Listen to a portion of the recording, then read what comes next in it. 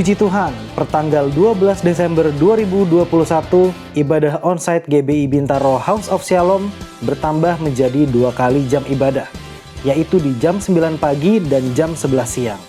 Saudara bisa mendaftarkan diri di www.gbihost.com untuk mendapatkan nomor ID.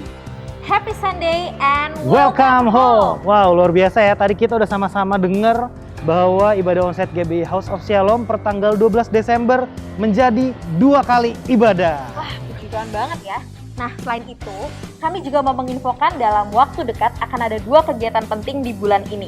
Yang pertama, di tanggal 14 Desember pukul 19.00, Subdivisi Pembinaan Pemuda dan Anak akan mengundang kita, generasi Yeremia, anak-anak muda untuk ikut dalam acara Natal with Pastor Niko dengan tema Sefrekuensi dengan Opa Niko. Acara ini dilakukan secara hybrid di GBI Bintaro House of Shalom dan juga pastinya ada via Zoom. Yuk kita semua anak-anak muda bisa ikutan di Natal ini, langsung daftar dan sama-sama kita berjalan dengan frekuensi yang sama dengan Opa Niko. Nah, yang kedua, kita juga akan ada pujian dan penyembahan bersama Pastor Benny Gunawan. Nah, temanya adalah Jatuh Cinta Lagi. Jadi, kami berharap kita semua bisa sama-sama merasakan kasih mula-mula, merasakan level pertama kali kita jatuh cinta sama Tuhan. Dan acara ini dilakukan secara onsite tanggal 18 Desember, jam 9 pagi di tempat ini. Saudara yang mau ikut bisa daftarkan diri segera dengan cara scan barcode yang tertera di layar atau hubungi call center GBI Bintaro Host untuk info lebih lanjut. Saat ini ibadah online akan dimulai, tapi sebelumnya mari sama-sama kita berdoa. Tuhan, terima kasih banyak Tuhan Yesus untuk kesempatan satu kali lagi kami bisa bersama-sama beribadah online Tuhan. Sekalipun online kami percaya hadirat-Mu akan menjamah setiap kami di rumah-rumah. Kami percaya lawatan-Mu Tuhan Yesus nyata atas setiap kami Tuhan. Tuhan berkati setiap tim yang udah melayani Tuhan hari ini Tuhan Yesus. Engkau yang berkati Tuhan berlimpah-limpah Tuhan Yesus. Biar Tuhan gereja kami hari-hari ini makin mengerti rencana-Mu di akhir zaman ini Tuhan. Terima kasih banyak Bapa. Kami siap untuk sama-sama beribadah online. Di dalam nama Tuhan Yesus kami sudah berdoa dan mengucap syukur. Sama-sama katakan Amin. Mari gereja Tuhan, kita bersukacita karena perlindungan dari Tuhan ada pada kita. Besarlah Tuhan dan layak dipuji, besarlah namanya, kekallah kuasanya, aman berlindung dalam naungannya. Dia Allah bagi kita, di pihak kita, terpuji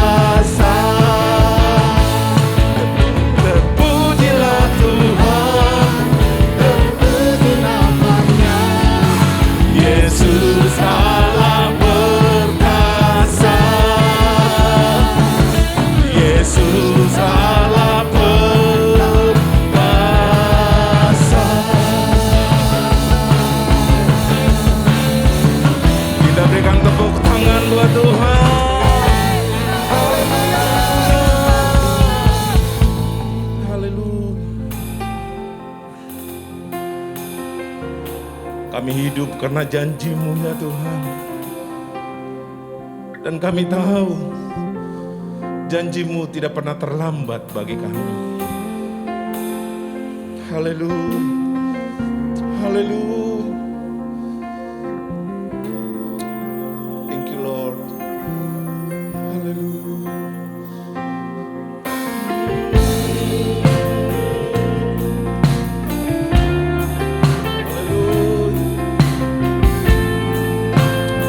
Luar biasa Tuhan.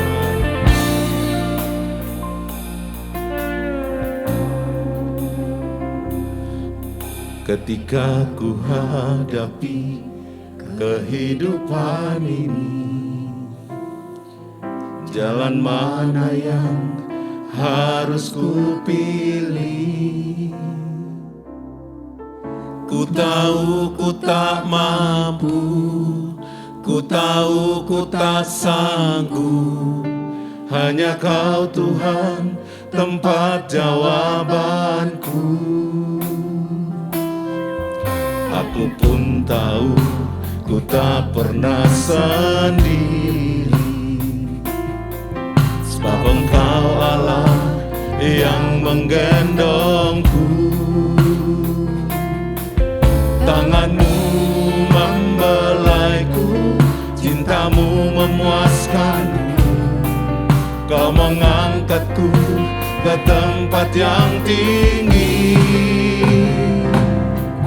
Janji-Mu seperti fajar pagi hari, yang tiada pernah terlambat bersinar. Cinta-Mu seperti sungai yang mengalir, dan ku tahu betapa dalam kasih-Mu.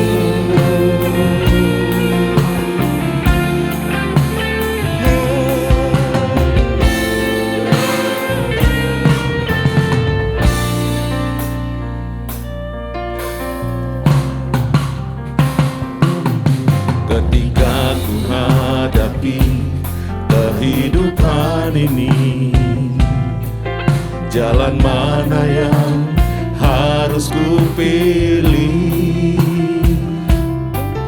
Ku tahu ku tak mampu, ku tahu ku tak sanggup, hanya Kau Tuhan tempat jawabanku. Aku pun tahu ku tak pernah sendiri, sebab Engkau Allah yang menggendongku. Tangan-Mu membelaiku, cinta-Mu memuaskanku. Kau mengangkatku ke tempat yang tinggi. Janji-Mu seperti fajar pagi hari, yang tiada pernah terlambat bersinar. Cinta-Mu seperti sungai yang mengalir, dan ku tahu betapa dalam kasih-Mu. Janji-Mu seperti fajar pagi hari, yang tiada pernah terlambat bersinar. Cinta-Mu seperti sungai yang mengalir,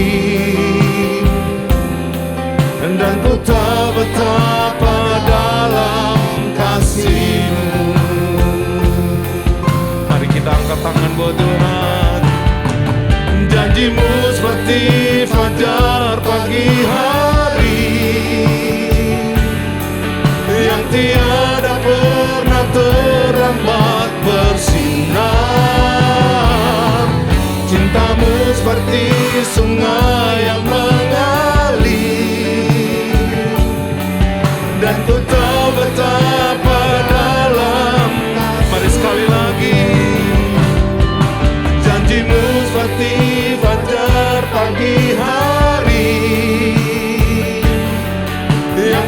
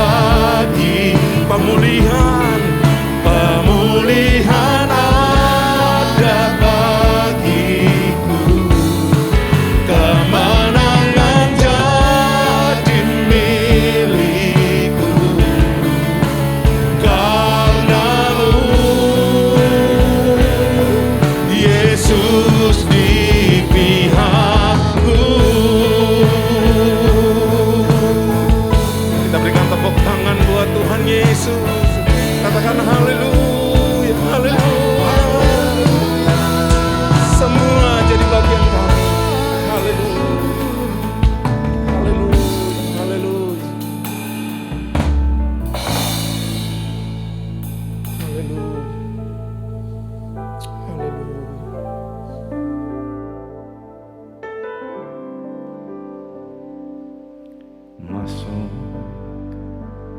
hadirat-Mu Tuhan, dengan korban pujian masuk hadirat-Mu Tuhan, berhiaskan kekudusan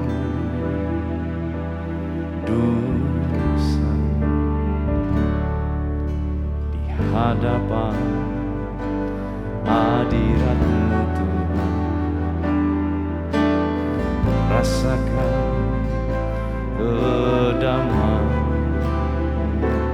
di hadapan hadirat-Mu Tuhan. Nampak keagungan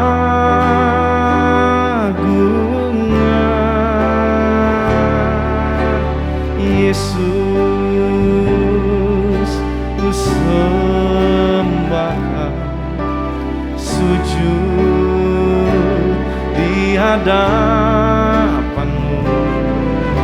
Keinginan dalam hidupku hanya untuk menyembah-Mu. Lagi katakan, Yesus, Yesus, ku sembahkan, sujud di hadapan-Mu. Keinginan dalam hidupku hanya untuk menyembah-Mu. Lagi dengan iman katakan, Yesus, ku sembahkan, sujud di hadapan-Mu. Keinginan dalam hidupku hanya untuk menyembah-Mu. Keinginan dalam hidupku hanya untuk menyembah-Mu. Terakhir kata, keinginan dalam hidupku hanya untuk menyembah-Mu.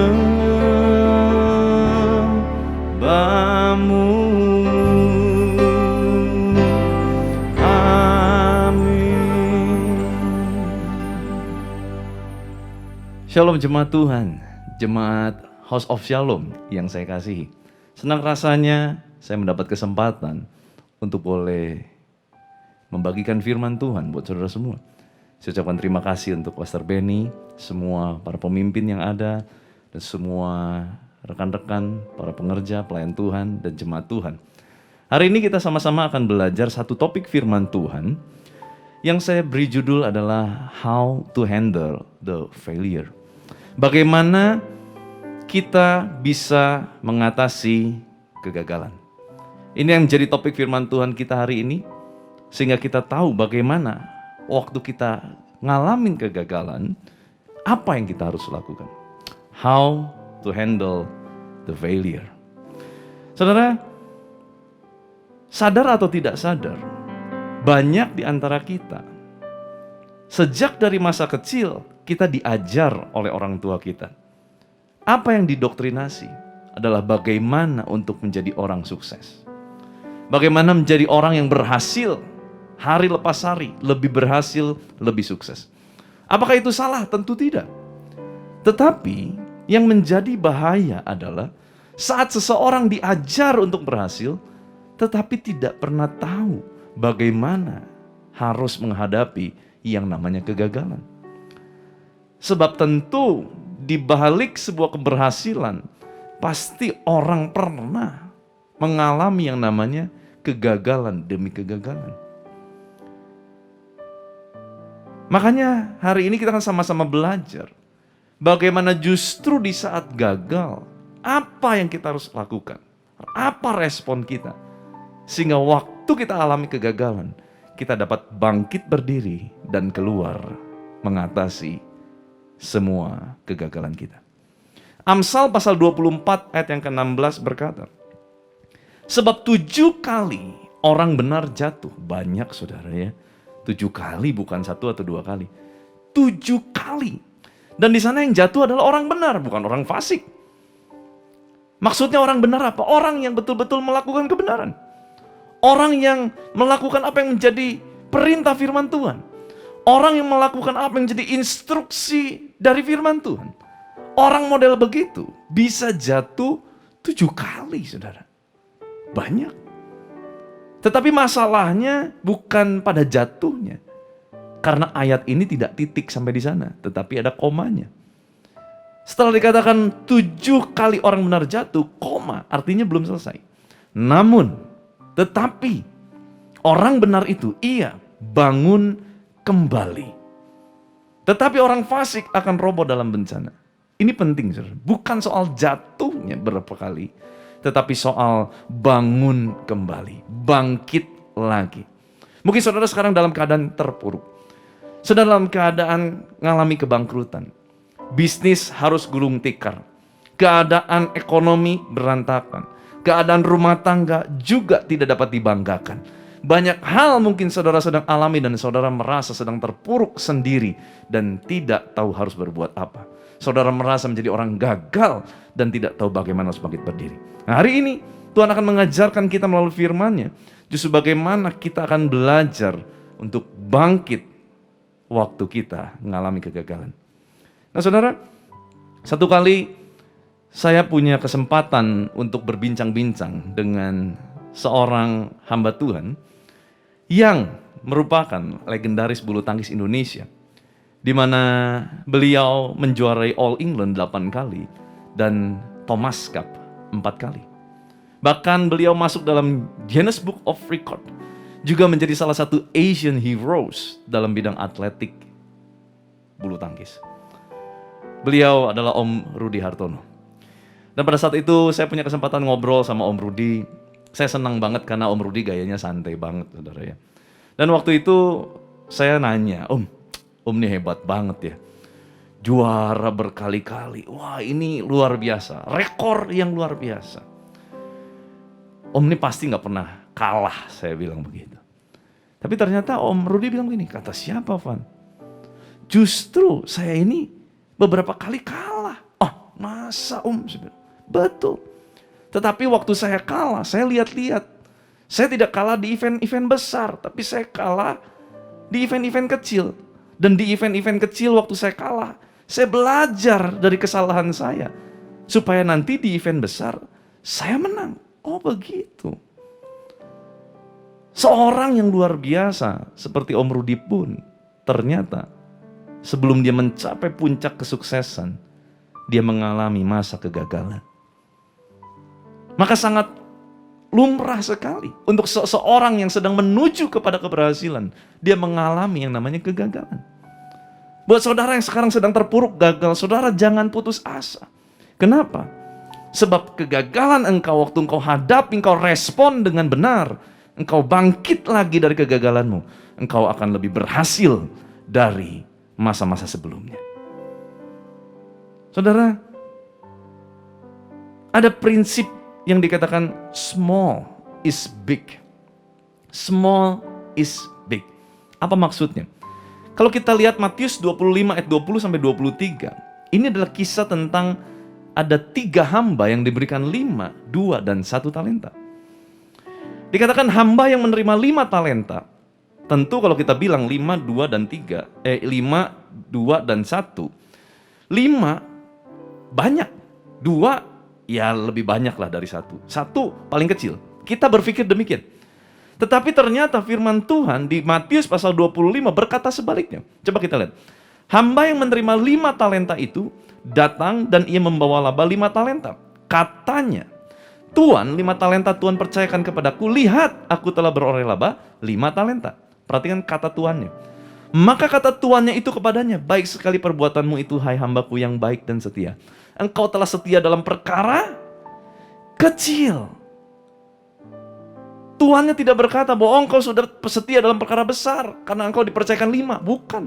Buat tuannya itu perkara kecil. Baru karena dikatakan setelah perkara kecil dapat dipercaya, aku akan memberikan kepadamu tanggung jawab dalam perkara yang besar.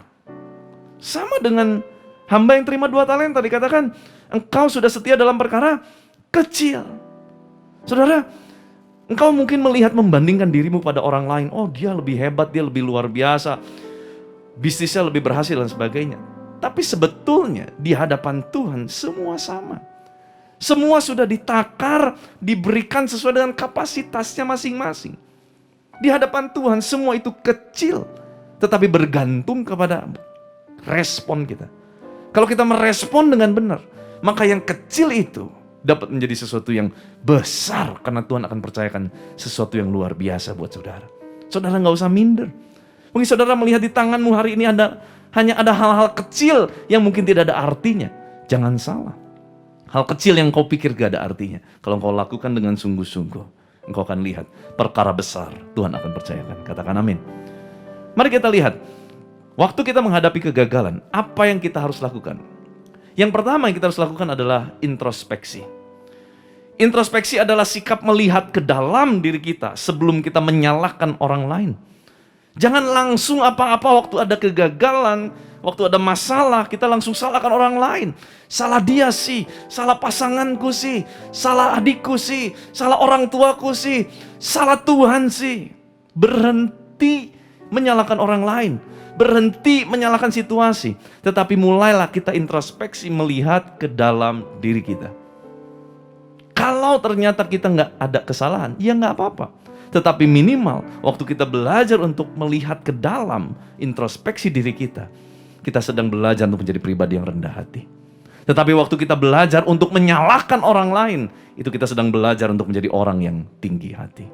Mari saudara, berhenti menyalahkan apapun. Mulailah lihat ke dalam introspeksi. Apa sebetulnya yang Tuhan mau kita lakukan. Identifikasi masalah kita. Cek ke dalam sebelum kita mencari pembenaran. Setelah itu apa yang kita harus lakukan? Yang kedua adalah evaluasi. Evaluasi berisikan hal-hal yang kira-kira apa ya kesalahan-kesalahan saya dan apa yang saya harus lakukan ke depan. Dievaluasi. Oh, salah saya di sini. Oh, pertama saya udah tanya Tuhan, tapi berikutnya saya lupa tanya Tuhan. Oh, makanya terjadi kegagalan. Lalu apa? Bawa sama Tuhan. Bukankah Tuhan adalah penasehat ajaib? Kita bawa sama Tuhan. Tuhan, iya, saya salah Tuhan tempo hari. Tuhan tolong saya ya. Diakui kesalahan kita, dievaluasi karena kita pengen jadi pribadi yang lebih baik. Mulai bawa kegagalan-kegagalan hidup kita dan belajar jujur sama Tuhan. Iya Tuhan, tempo hari saya hancur karena main forex. Karena jujur, saya serakah. Berani gak jujur sama Tuhan? Mengevaluasi kegagalan kita. Dan datang sama Tuhan, bawa kegagalan kita. Lalu kita mulai telaah kembali, tata kembali. Apa-apa saja yang membuat kegagalan itu terjadi. Dan mulai pikirkan apa yang seharusnya tidak kita lakukan. Belajarlah dari kesalahan. Yang ketiga, saat kita menghadapi kegagalan, apa yang kita harus lakukan? Yang ketiga adalah persistensi, saudara.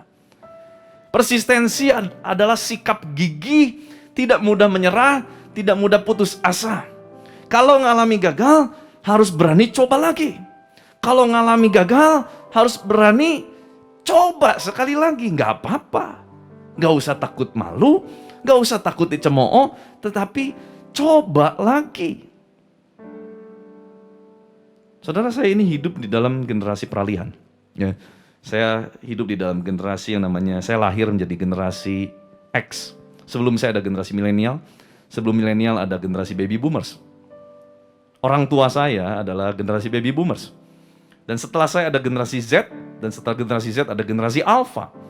Nah, saya hidup di zaman peralihan, di mana waktu belum maraknya handphone, dan mulai ada handphone yang bisa buat ngelempar maling, saudara ya, yang segede batu bata.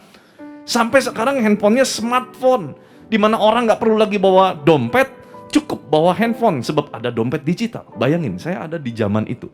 Dari zaman kaset, saudara ya, Dulu bahkan kalau komputer pakai namanya disket begitu. Sampai sekarang udah nggak pakai disket-disketan, udah nggak pakai CD, pakainya flash disk.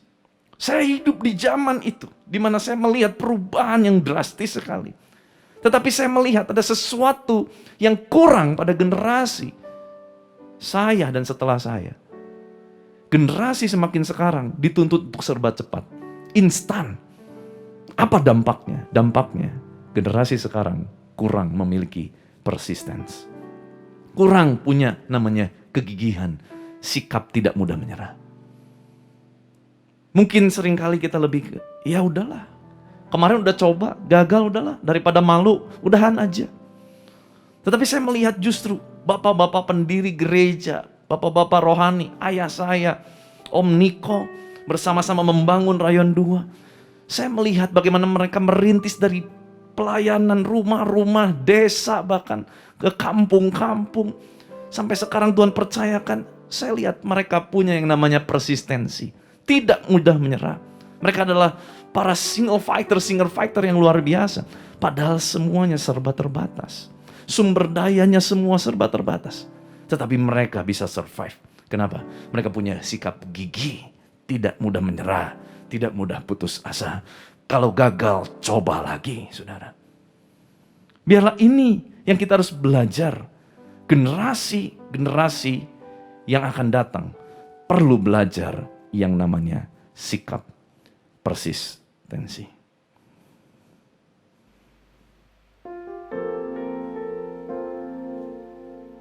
Dalam segala perkara Tuhan punya rencana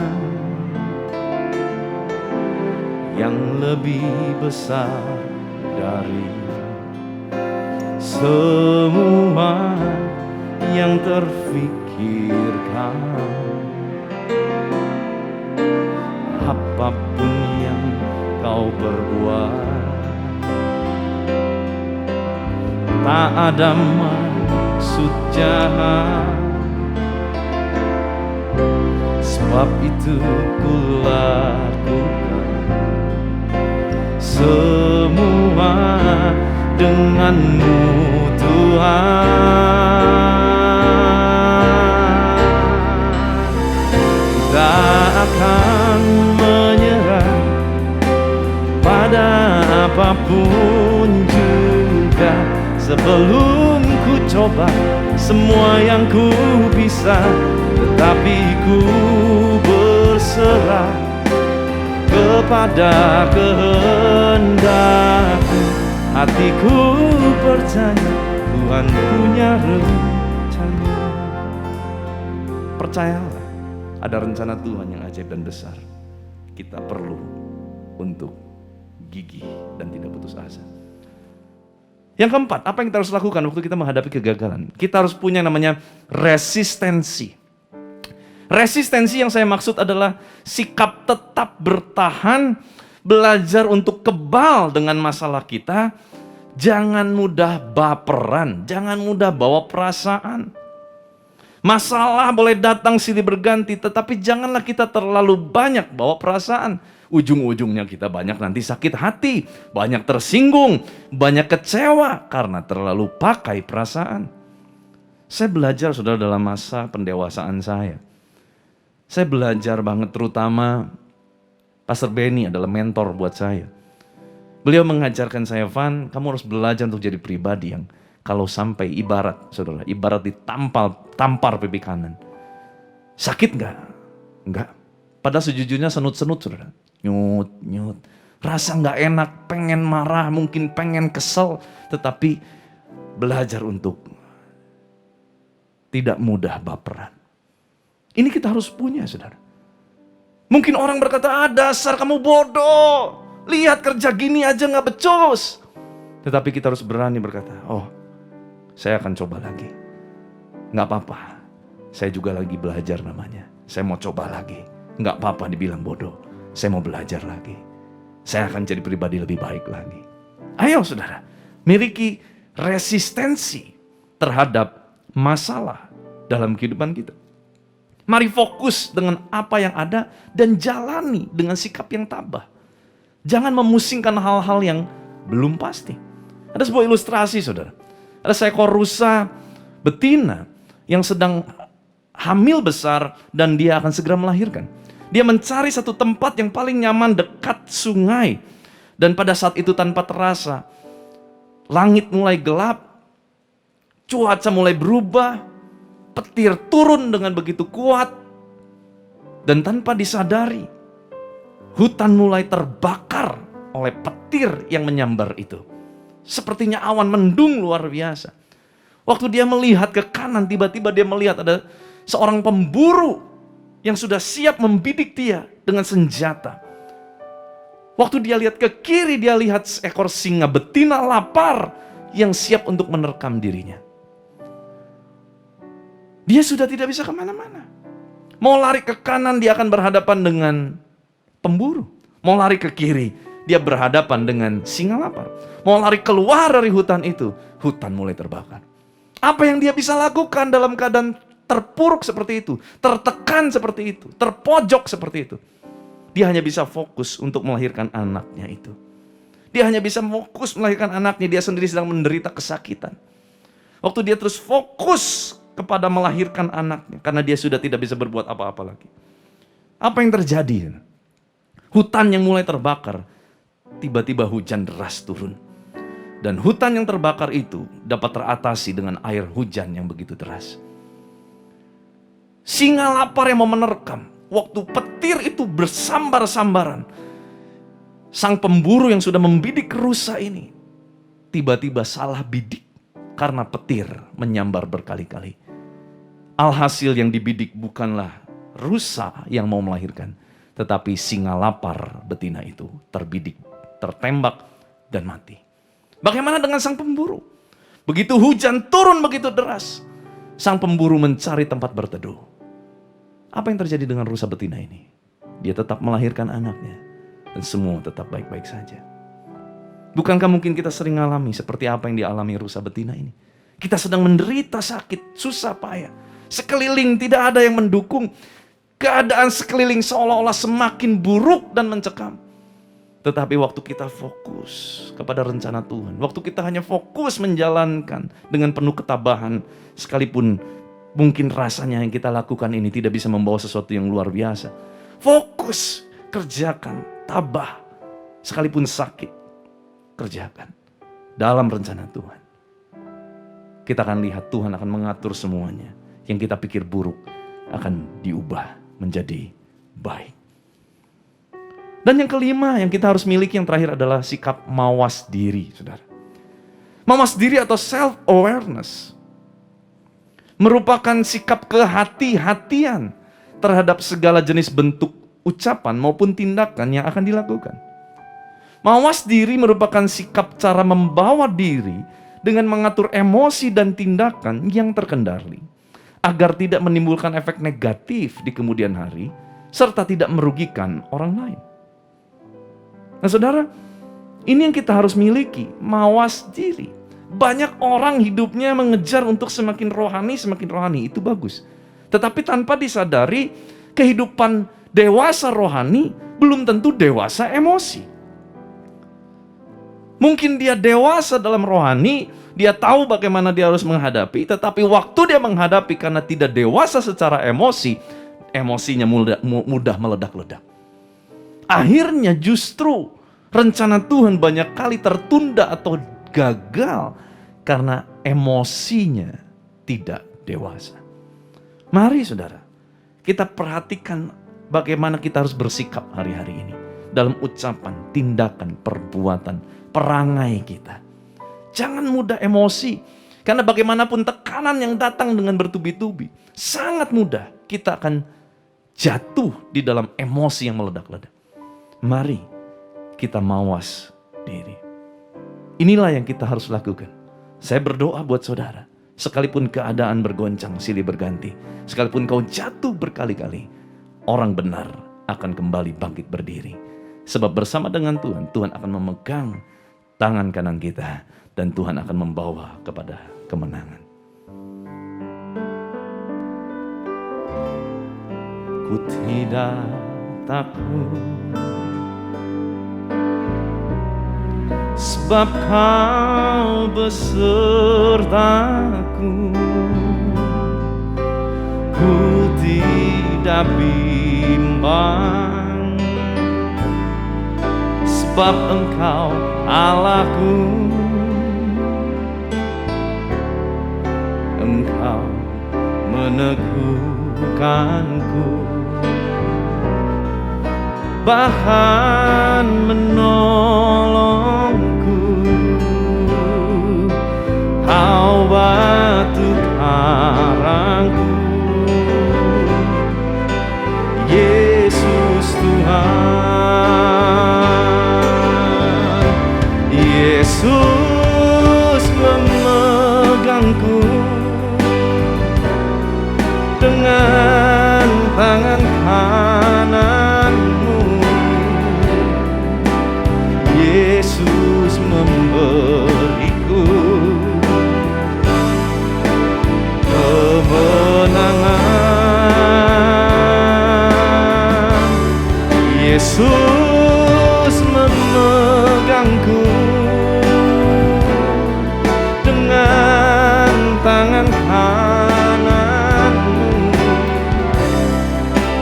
Yesus memberiku kemenangan. Yesus memberiku kemenangan.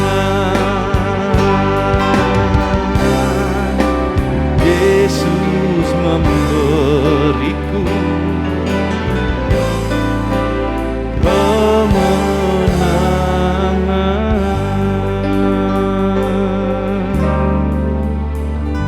Hamba-Mu selesai menyampaikan apa yang menjadi isi hati-Mu Tuhan, tetapi Engkau yang belum selesai, Engkau yang berikan pertumbuhan pada setiap umat-Mu. Hari lepas hari Engkau genggam tangan mereka. Mereka yang sedang mengalami namanya masa terpuruk, jatuh di bawah dan tidak punya kekuatan untuk berdiri. Tuhan, biar tangan-Mu mengangkat umat-Mu naik ke atas. Sembuhkan yang sakit, pulihkan setiap hubungan yang hancur, bebaskan yang terikat Tuhan. Pulihkan setiap bisnis, usaha dan pekerjaan. Pulihkan setiap hubungan rumah tangga. Pulihkan Tuhan, pulihkan umat-Mu. Kami percaya Tuhan, firman-Mu akan menjadi kenyataan di dalam kehidupan kita. Terima kasih Bapa, biar kuasa kehidupan Kristus, kuasa kebangkitan Kristus mengalir memerintah atas kami di dalam nama Tuhan Yesus Kristus. Haleluya. Sama-sama kita bilang amin.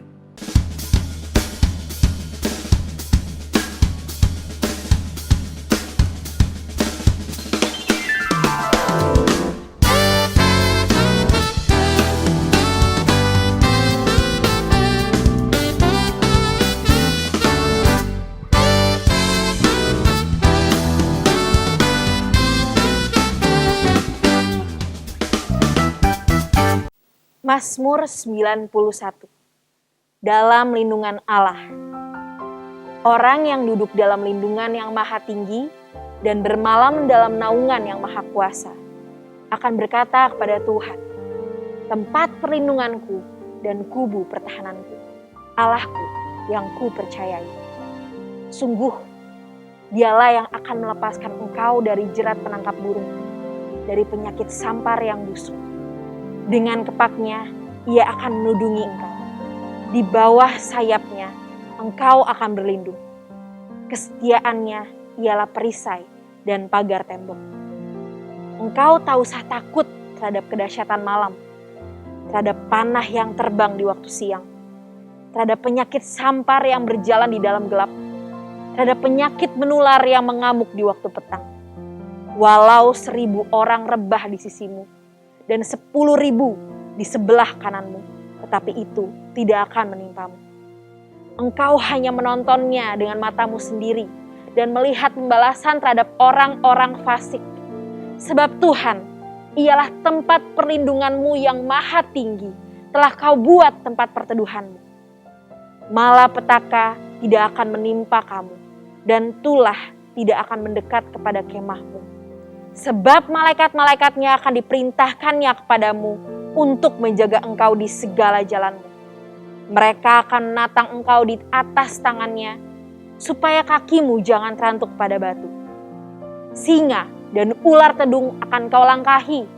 Engkau akan menginjak anak singa dan ular naga. Sungguh, hatinya melekat kepadaku. Maka aku akan meluputkannya. Aku akan membentenginya, sebab ia mengenal namaku. Bila ia berseru kepadaku, aku akan menjawab. Aku akan menyertai dia dalam kesesakan. Aku akan meluputkannya dan memuliakannya. Dengan panjang umur akan kukenyangkan dia dan akan kuperlihatkan kepadanya keselamatan daripadaku. Shalom semuanya, senang kita jumpa kembali. Kali ini kita akan bahas tentang nubuat dalam gereja masa kini. Mungkin kita pernah bertanya-tanya, buat apa sih nubuat? Apalagi buat gereja masa kini. Kan sudah ada Alkitab sebagai pegangan firman Tuhan. Lalu seberapa penting nubuat bagi gereja masa kini? Dan dari mana kita bisa mendapatkan nubuat tersebut? Serta bagaimana kita menguji sebuah nubuat? Mari kita bahas. Pada zaman Perjanjian Lama, nubuat disampaikan oleh para nabi yang diangkat Tuhan sendiri. Bentuknya berupa pesan, arahan, maupun peringatan Allah atas umat sehingga mereka bertobat dan hidup dalam kehendak-Nya. Mendengar dan melakukan yang disampaikan para nabi sama artinya dengan melakukan perkataan Allah. Oleh karena itu, pesan ini punya otoritas yang bisa dicatat dalam kitab para nabi sebagai firman Tuhan dalam Alkitab. Dalam Perjanjian Baru, ada juga orang-orang yang punya jabatan nabi seperti Yudas dan Silas dalam Kisah 15 ayat 32, Agabus dalam Kisah 21 ayat 10, dan beberapa lainnya. Tapi, bobot pesan yang disampaikan oleh nabi Perjanjian Baru berbeda dengan nabi Perjanjian Lama. Pada zaman Perjanjian Baru, Tuhan justru memilih dan mengutus para rasul sebagai media untuk menyampaikan pesan dan perkataannya.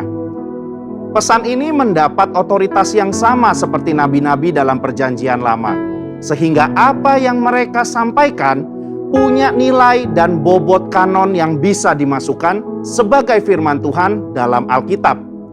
Pada zaman ini, Allah memberikan jabatan dan karunia untuk bernubuat kepada umat pilihannya, sehingga kita tetap bisa mendengar dan mendapatkan nubuat. 1 Korintus 12 ayat 27-28 menjelaskan bahwa kita adalah tubuh Kristus dan masing-masing anggotanya mendapatkan karunia khusus dari Tuhan, baik sebagai rasul, nabi, pengajar, dan seterusnya. Biasanya orang dengan jabatan nabi dan karunia bernubuat akan punya kemampuan untuk menangkap dan menyampaikan pesan berupa arahan, peringatan, maupun hal-hal khusus dari Tuhan, dan sifatnya pernyataan spontan. Kata pernyataan dalam 1 Korintus 14 ayat 37 berasal dari kata apokalipto, yang berarti penyingkapan. Berkenaan dengan hal tersebut, ada 5 poin penting yang harus diperhatikan. Pertama, pernyataan datang secara spontan, bukan sesuatu yang dibuat-buat karena ada pemikiran atau persiapan sebelumnya. 2, pernyataan datang secara pribadi kepada seseorang, bukan sesuatu yang timbul karena adanya situasi atau fenomena yang diketahui semua orang. 3, penyataan datang dari Tuhan melalui Roh Kudus, bukan dari pikiran maupun kehendak pribadi. 4, penyataan memberikan pengertian terhadap cara Tuhan memandang. Dan 5, penyataan dapat dikenali sebagai sebuah pesan Tuhan oleh para nabi. Akan tetapi, karunia bernubuat yang dimiliki oleh nabi dalam Perjanjian Baru dan gereja zaman ini berbeda dengan nabi zaman Perjanjian Lama. Karena mereka tidak memiliki otoritas yang setara dengan para rasul. Hal ini terlihat ketika dengan tegas Paulus berkata bahwa para nabi harus tunduk kepada dia sebagai rasul yang memiliki otoritas menyampaikan perkataan Tuhan. Dalam konteks zaman sekarang, kita memiliki Alkitab yang sudah lengkap perjanjian lama dan perjanjian baru. Oleh karena itu, nubuatan dari para nabi zaman ini harus tunduk pada otoritas Alkitab. Itulah sebabnya kita harus menguji setiap nubuat. Paulus secara khusus mengingatkan jemaat di Tesalonika untuk menguji isi nubuatan para nabi, meskipun ia sudah dikenal oleh jemaat. 1 Tesalonika 5 ayat 19-21 berkata, "Janganlah padamkan roh, dan janganlah anggap rendah nubuat-nubuat. Ujilah segala sesuatu dan peganglah yang baik." Kata menguji memiliki arti menanggapi, memilah, membedakan, atau menilai. Di satu sisi, kita sebagai insan Pentakosta tidak boleh acuh dan cuek terhadap nubuat. Namun di sisi lain, kita juga harus bisa memilah, membedakan, dan menilai segala sesuatu. Standar yang kita gunakan untuk menguji dan menilai adalah firman Tuhan dalam Alkitab. Mengenai konsekuensi dalam bernubuat, nabi dalam perjanjian lama memiliki otoritas yang sangat tinggi sebagai penyampai pesan Tuhan, dan segala perkataannya dianggap sebagai perkataan Allah. Jika seseorang tidak mendengar dan mentaati nubuatan seorang nabi, itu artinya sama dengan melawan perkataan Tuhan sendiri. Oleh karena itu, jika seorang nabi pada zaman perjanjian lama memberikan nubuatan palsu, maka ia harus langsung dihukum mati, agar tidak ada penyalahgunaan otoritas. Tapi berbeda dengan nabi dalam perjanjian baru. Konsekuensi sama sekali tidak nampak dalam petunjuk Paulus kepada jemaat di Korintus. Jemaat hanya diminta untuk menanggapi, menguji setiap nubuat, namun tidak ada konsekuensi fatal jika seorang nabi memberikan nubuat yang palsu atau tidak lolos uji. Perbedaan ini terjadi karena nabi dan nubuatan mereka dalam perjanjian baru tidak memiliki otoritas yang sama dengan nabi dan nubuatan dalam perjanjian lama. Kesimpulannya, sebagai insan Pentakosta, kita percaya bahwa Tuhan masih terus berbicara dan menuntun gerejanya lewat nubuatan. Pada zaman perjanjian baru, nubuat merupakan salah satu karunia roh dan salah satu cara Tuhan untuk menyampaikan pesan berupa arahan, peringatan, dan hal-hal khusus kepada umatnya hingga saat ini. Namun, kita perlu menguji segala nubuat yang ada dengan mengakarkan diri pada firman-Nya. Biarlah kita menjadi pribadi yang peka dan senantiasa taat kepada perintah, arahan, maupun peringatannya, sehingga kita terus hidup berkenan kepadanya. Saudara, untuk penjelasan lebih lengkapnya dari tim teologi kami, silahkan untuk buka link yang ada di atas atau scan QR Code yang tersedia. Salam integritas, Tuhan Yesus memberkati. Mari sama-sama kita deklarasikan apa yang dimaksud dengan Pentakosta ketiga. 1. Pentakosta ketiga adalah pencurahan Roh Kudus yang dahsyat di zaman ini, melebihi yang terjadi di Azusa Street. 2. Pentakosta ketiga akan mengakibatkan penuaian jiwa yang terbesar dan yang terakhir sebelum Tuhan Yesus datang kembali. 3. Pentakosta ketiga akan membangkitkan generasi Yeremia, yaitu anak-anak muda yang dipenuhi Roh Kudus, cinta mati-matian kepada Tuhan Yesus, tidak kompromi terhadap dosa, dan akan bergerak untuk memenangkan jiwa. 4. Pentakosta ketiga lahir di Indonesia dan bergerak ke bangsa-bangsa. Gerakan ini dari timur ke barat dan akan kembali ke Yerusalem. 5. Pentakosta ketiga akan memberikan kuasa untuk menyelesaikan amanat agung dan setelah itu Tuhan Yesus datang kembali. Mari kita berdoa. Tuhan, terima kasih untuk ibadah hari ini, untuk firman yang boleh kami terima melalui hamba-Mu, Pastor Stefanus Yordan. Tuhan, biar Engkau yang berkati, apapun yang dilakukan, apapun yang dikerjakan, biarlah Tuhan buat berhasil. Kami juga mau berdoa untuk para pemimpin kami, untuk gembala sidang kami, Bapak Pendeta Dr. Insinyur Niko Nyotora Harjo, beserta keluarga dan juga keempat wakilnya. Juga untuk pemimpin kami Tuhan di GBI Bintaro House of Shalom, Bapak Pendeta Beni Gunawan beserta keluarga, juga staf pengembalaan yang ada di gereja ini. Tuhan, biar Engkau yang berkati, Tuhan curahkan Roh Kudus-Mu atas para pemimpin kami. Biar Tuhan, apapun yang dikerjakan, apapun yang diputuskan, apapun yang dilakukan, semuanya seturut dengan kehendaknya Tuhan, semua seturut dengan amanat agungnya Tuhan. Kami juga mau berdoa Tuhan untuk bangsa kami, untuk presiden dan wakil presiden, untuk semua yang terlibat di bangsa ini Tuhan. Tuhan berikan roh yang takut akan Tuhan atas setiap kami, atas setiap pemimpin kami Tuhan di bangsa ini. Biar Tuhan kami berjalan semuanya hanya untuk menyenangkan hati Tuhan dan semua hanya untuk kemuliaan nama Tuhan. Kami juga mau berdoa untuk para jemaat-Mu Tuhan yang sudah mengikuti ibadah hari ini. Tuhan yang sudah mengalami sakit penyakit, hari ini dalam nama Yesus mereka sudah menerima kesembuhan. Yang sedang mengalami kesulitan Tuhan, Kau berikan jalan keluar. Terima kasih Tuhan Yesus, kami percaya urapan-Mu, kuasa-Mu nyata atas setiap kami semua. Dan saat ini Tuhan, kami siap untuk menerima berkat yang daripada-Mu melalui gembala sidang kami. Mari angkat tangan saudara, terimalah berkat Tuhan. Kasih karunia yang berlimpah-limpah daripada Allah Bapa dalam Anak yang tunggal Yesus Kristus. Persekutuan yang manis dengan Roh Kudus menyertai saudara sekalian mulai hari ini. Sampai Tuhan Yesus datang menjemput kita di awan-awan dan bahkan sampai selama-lamanya. Yang percaya bersama-sama katakan, Amin. Tuhan Yesus berkati saudara.